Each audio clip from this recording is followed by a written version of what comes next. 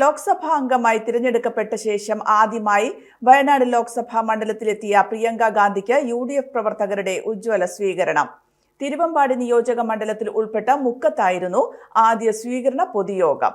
പ്രിയങ്കയ്ക്കൊപ്പം രാഹുലും സ്വീകരണ പരിപാടിക്ക് എത്തിയിരുന്നു. And first of all, I thank all of you from the deepest place in my heart for bringing me here today and for making me your member of parliament.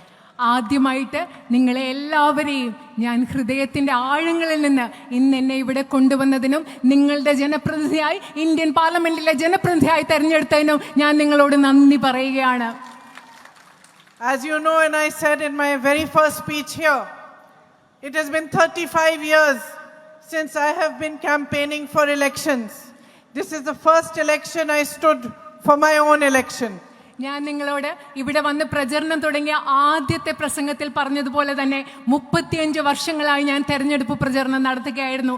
ഈ തെരഞ്ഞെടുപ്പാണ് ആദ്യമായി ഞാൻ തെരഞ്ഞെടുപ്പിൽ മത്സരിച്ചതെന്ന് പറയുന്നത് ഈ തെരഞ്ഞെടുപ്പാണ്. In these 35 years, I must have met millions of people in these campaigns, interacted with many crowds. ഈ 35 വർഷങ്ങളിൽ ഈ പ്രചരണങ്ങൾ നടത്തുമ്പോൾ ഒരുപാട് ജനക്കൂട്ടങ്ങളുമായി ഇടപഴകുകയും ലക്ഷക്കണക്കിന് ആളുകളെയും ഞാൻ കണ്ടിട്ടുണ്ട്. But I just want to say to you that I remember each one of you who has waited for me here in Wayanad. I remember each one of your faces. I remember each child, every mother, every sister, every brother, everyone who has come to greet me. Everyone who has waited for me on the side of the streets, outside their houses, brought me a flower, given me a hug, given me a kiss. I remember each one of you.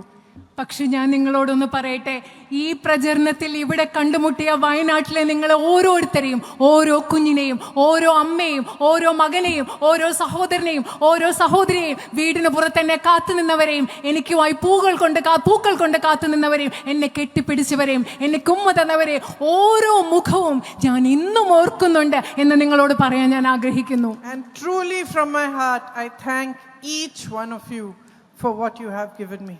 യഥാർത്ഥത്തിൽ എൻ്റെ ഹൃദയത്തിൽ നിന്ന് ഞാൻ നിങ്ങൾ ഓരോരുത്തരെയും നിങ്ങൾ എനിക്ക് എന്ത് നൽകിയോ അതിനുവേണ്ടി ഞാൻ നിങ്ങളോട് നന്ദി പറയുക.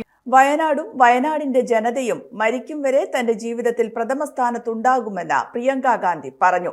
വയനാട്ടിലെ സാധാരണക്കാരിലേക്ക് ഇറങ്ങിച്ചെന്ന് പ്രവർത്തിക്കാൻ സഹോദരൻ എന്ന നിലയിൽ പ്രിയങ്കയെ ഉപദേശിക്കുന്നു എന്നായിരുന്നു രാഹുലിന്റെ പ്രസംഗത്തിന്റെ കാതൽ. We all stand with the people who lost family members, who lost property, who suffered. ആ ദുരന്തത്തിൽ ബുദ്ധിമുട്ടിയവർക്ക്, ആ ദുരന്തത്തിൽ കുടുംബാംഗങ്ങളെ നഷ്ടപ്പെട്ടു പോയവർക്ക്, ആ ദുരന്തത്തിൽ വസ്തുവും എല്ലാം നഷ്ടപ്പെട്ടവര്, അവരോടൊപ്പം നമ്മൾ ചേർന്ന് നിൽക്കുകയാണ് എന്ന് പറഞ്ഞുകൊണ്ട് ഞാൻ ആരംഭിക്കുന്നു. While I was coming here in the car, we were discussing what the UDF and Congress party should do for the people who suffered as a result of the tragedy. ഇവിടെ ഉണ്ടായ ഈ ദുരന്തത്തിന്റെ ഫലമായി വളരെയധികം ബുദ്ധിമുട്ട് അനുഭവിച്ച ആളുകൾക്ക് വേണ്ടി ഐക്യജനാധിപത്യ മുന്നണിയും കോൺഗ്രസും എന്താണ് ചെയ്യേണ്ടതെന്ന് ഇങ്ങോട്ട് വരുമ്പോൾ വണ്ടിയിലിരുന്ന് ഞങ്ങൾ ചർച്ച ചെയ്തുകൊണ്ടിരിക്കുകയായിരുന്നു. And unfortunately, we are not in government, so we cannot do what a government can do.